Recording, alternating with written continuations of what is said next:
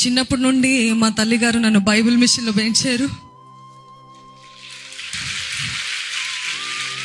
సాతాను ఎదిరించు సూత్రములు, ప్రతి పాట కూడా నేర్పించేవారు చిన్నప్పటి నుండి. కాబట్టి ఇది నాకేం కొత్త కాదు.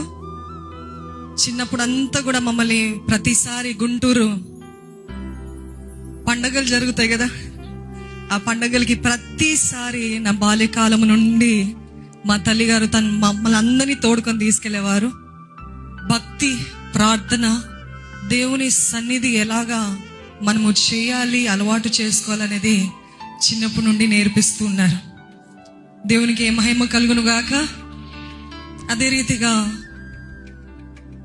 దైవజనులు యేసురత్నం గారు చేసిన సేవ, దాని ప్రతిఫలం ఈరోజు మనం చూస్తున్నాము. ఆయనకున్న ఆత్మల భారములు, ఎన్ని ఆలయాలు కట్టడానికి దేవుడు ఆయనని ప్రేరేపించి, ఆత్మల భారం లేకపోతే చేయలేరు. నమ్ముతున్నారా? ఆత్మల భారం కలిగిన వారే చేయగలుగుతారు.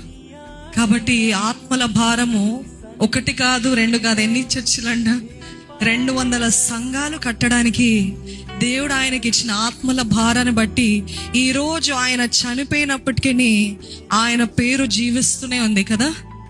ఆలయాలు, సంఘాలు నిలబడే ఉన్నాయి.